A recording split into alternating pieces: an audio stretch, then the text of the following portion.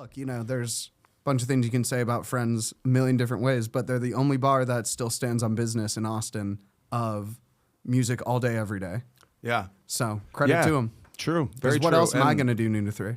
Exactly. And also it's like, I love that Gary still stops in occasionally. Not like a lot, but he'll occasionally every drop once in a while. I mean, Yeah. I've played that set, the noon to 3 set. Also, what's up, listeners? There's the camera. Number 76 here. Yeah, I've played that noon to 3 set for probably like 4 years now. And I've met him twice doing it. He's an incredibly nice man, very tall.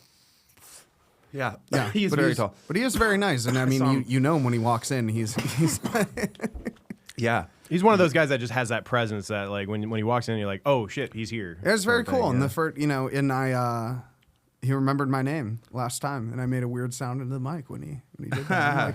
I'm like, Yeah. I'll see you, Gary. He walked in for a song, walked out, and I'm like, see you, man, you remember my name? He goes, Jack with no K, and I go, ah. Yeah. No, No, it was unintentional, but I saw him at Sea Boys not too long ago, and cool.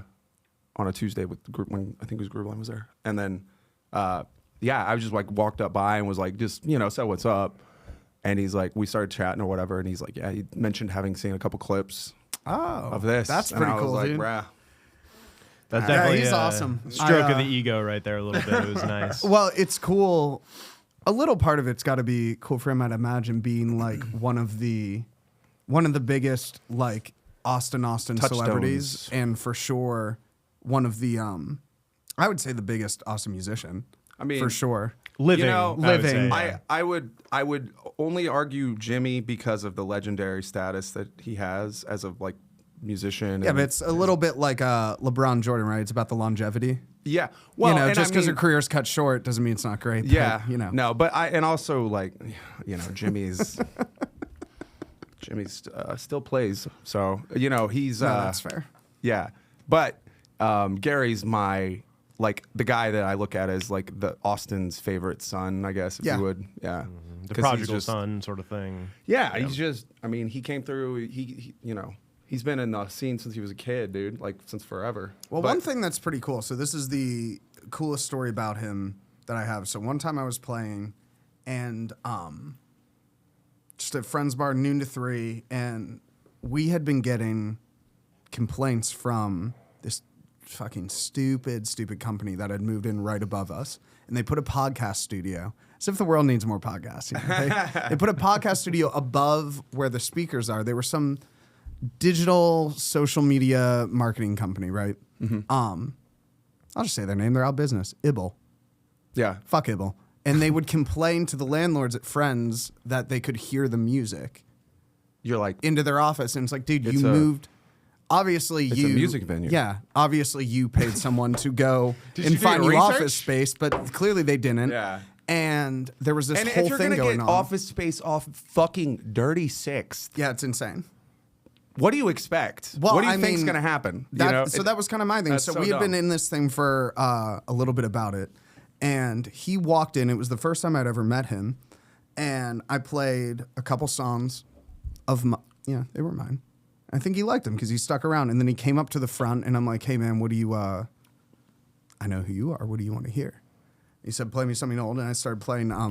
Have you ever loved a woman? Super old blues song. Famous by Derek and the Dominoes. I think it was Albert King was the first guy. But halfway through playing it, the bar manager came up to me. He's like, "Hey man, we gotta shut it down." I'm like, dude, you gotta be kidding me, right? Like, there's like 3 people in the bar, but one of them's Gary Clark Jr. Like, this is ridiculous. He's like, dude, I'm really sorry, like, but we have to. And I told him while playing what was going on in the mic, and I'm like, I don't know. I guess I gotta stop. And I did a big, it's a soulful blues song, so you do a huge belty, like, closer. yeah, kind of. I don't know if I should yell into the mic or I can back I mean, up, but it's the big like, You know how to work it. like that kind of like Yeah. thing, right? And I got in trouble for doing it. And got a text from the GM being like, if we're in the middle of a fucking feud over sound, don't yell into the mic. But I get off stage and talk to Gary, and I'm like, dude, I'm sorry, like you're one of my heroes.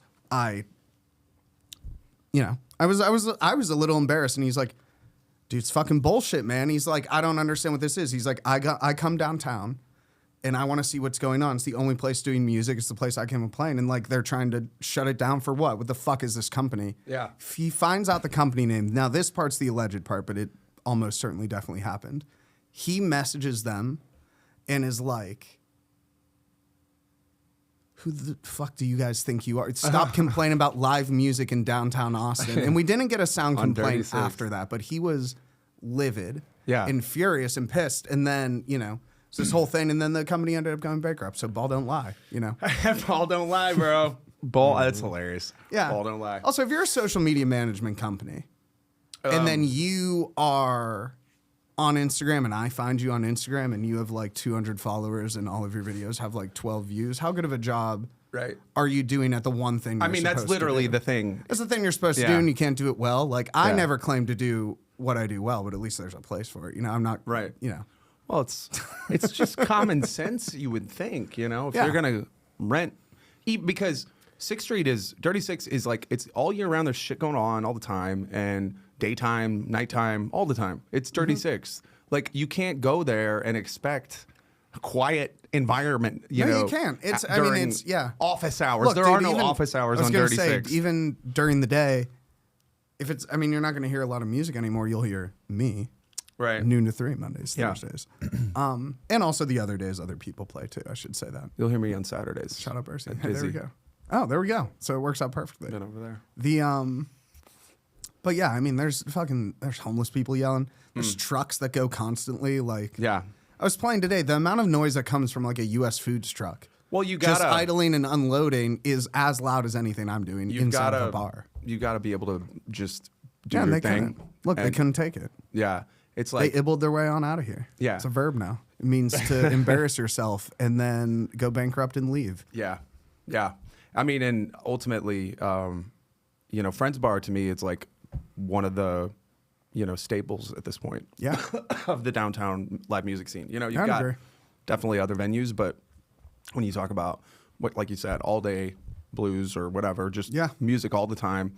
It's like the tradition of Austin. It's what it is. You know, it's like, to me, that was the dumbest fucking thing ever. Whoever scouted that location is a so fucking stupid. Idiot. Yeah, it's really probably so, you know, not the, you know. But thanks to Gary Clark for... Yeah, shout out Gary Clark for maybe doing that, maybe not. But, you know.